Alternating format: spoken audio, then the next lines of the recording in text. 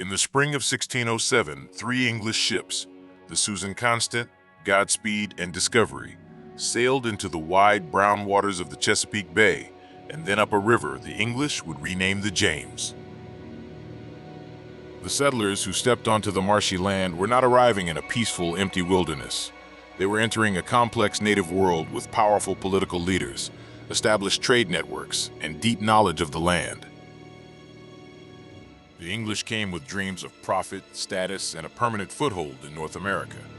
What they found instead was a hard test of endurance, one shaped by hunger, disease, conflict, and the struggle to adapt.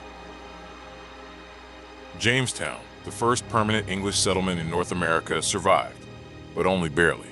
Its early years reveal a story that is less about heroic conquest and more about uncertainty, harsh reality, and the desperate daily choices that kept people alive. The location chosen for Jamestown had advantages on paper. The peninsula offered water access, seemed defensible against European rivals, and allowed ships to anchor close to shore. But the environment was dangerously unhealthy. The surrounding marshes bred mosquitoes, and the river water was brackish and often contaminated. In summer heat, the settlement became a breeding ground for illness. From the beginning, survival was not guaranteed.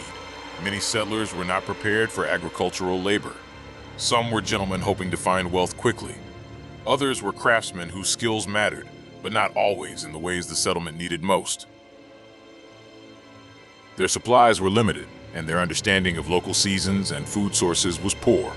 They had arrived at the wrong time to plant properly and lacked reliable stores to carry them through. Jamestown's earliest months became a constant calculation.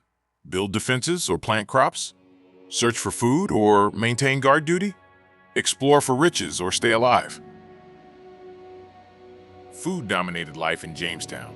The settlers expected they could trade for provisions or find abundant resources. Instead, they faced unpredictable harvests, limited hunting success, and strained relations with nearby native communities. When trade failed or seasons turned harsh, hunger came quickly. Rations were often small and tightly controlled. People ate what they could, fish when available, game when hunting succeeded, and grain when supplies lasted. When these ran out, desperation grew. During the worst periods, hunger changed behavior. People stole food. Discipline became harsher. Work slowed as bodies weakened. Morale collapsed. The most infamous crisis, later remembered as the Starving Time, 1609 to 1610, pushed Jamestown to the edge of collapse. With supply lines disrupted and hundreds of people crowded into the fort, the settlement endured months of starvation. People died in large numbers, and the survivors were forced into unthinkable choices to stay alive. Jamestown became not just a place of hardship, but a place where the rules of ordinary life broke down under extreme pressure. While hunger was visible, disease was often invisible until it spread. Jamestown's environment and sanitation conditions created ideal circumstances for illness. The settlement lacked clean drinking water. Waste disposal was inadequate. Crowding in small spaces increased contagion. Mosquito-borne diseases thrived in the wetlands. Salt and brackish water, combined with poor diets, weakened bodies. Many settlers arrived already vulnerable from the long Atlantic voyage. Months at sea meant cramped quarters, limited fresh food, and exhaustion. On land, the heat, insects, and unfamiliar pathogens struck hard. Fevers, gastrointestinal illnesses, and infections killed people in waves. Even those who survived often lived weakened lives, always one sickness away from death. Jamestown existed within the territory of the Powhatan Confederacy, a network of communities led by Wahunsenakaw, often called Chief Powhatan by the English. To the Powhatan peoples, the newcomers were not simply settlers. They were unpredictable outsiders building a fort on strategic land. Outsiders who demanded food, sometimes stole it, and did not follow local diplomatic rules. Relations moved between uneasy trade and violent confrontation. At times, Powhatan communities supplied corn that kept the English alive. At other times, they withheld food, attacked, or surrounded the fort in efforts to force the English to leave or submit to Powhatan authority. For Jamestown settlers, this created an atmosphere of constant threat. Men stood guard. Work parties traveled armed. The fort itself was built as much from fear as from strategy.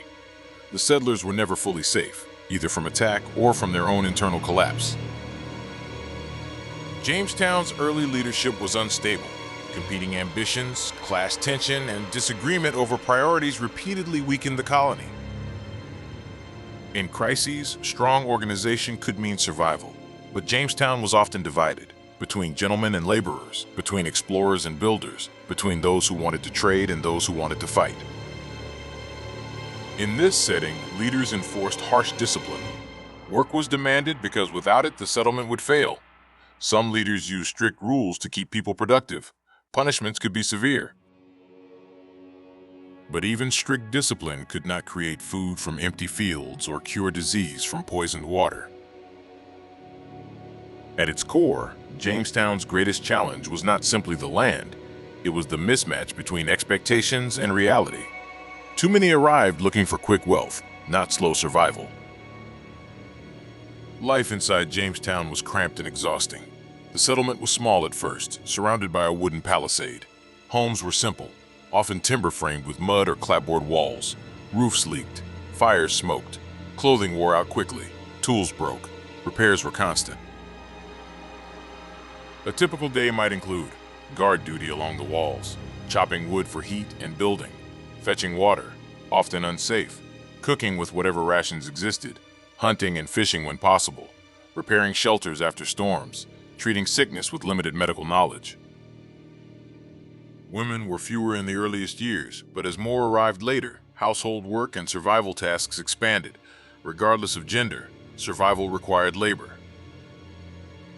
Even moments of hope, like the arrival of supply ships, could turn bitter if supplies were small, spoiled, or delayed.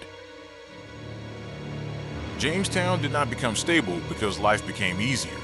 It became stable because the colony found a product that could make investors and settlers see value in staying: tobacco. When settlers began cultivating tobacco successfully for export, the colony gained a financial purpose strong enough to keep ships coming and people arriving. Tobacco farming expanded rapidly and reshaped the settlement's priorities. Land became valuable, labor became crucial, farms spread beyond the fort. The English presence became harder to remove. But this success came with a cost. Expanding farmland increased conflict with native communities by taking more territory and disrupting food systems and hunting grounds. Tobacco also pushed the colony toward labor systems that would grow harsher over time, first through indentured servitude and later through slavery in the English colonies. So Jamestown's survival was not a clean victory. It was a transformation into a colony built on export agriculture, territorial expansion, and escalating tension. Jamestown's earliest settlers did not conquer the land so much as they endured it, often through extreme suffering and dependence on native trade and knowledge. Many died. Others survived long enough to reshape the region in ways that were lasting and destructive. The story of Jamestown is a reminder that colonization was not just a political event. It was daily life under pressure: empty stomachs, fevered nights, fragile shelters, strained alliances, and the constant fear that everything could end. In the end, Jamestown survived through a combination of stubborn persistence, repeated resupply, harsh discipline, fragile diplomacy, and the discovery of profitable tobacco cultivation. Survival was not guaranteed by bravery alone. It came through painful adaptation and through choices that would set the direction of English America for generations.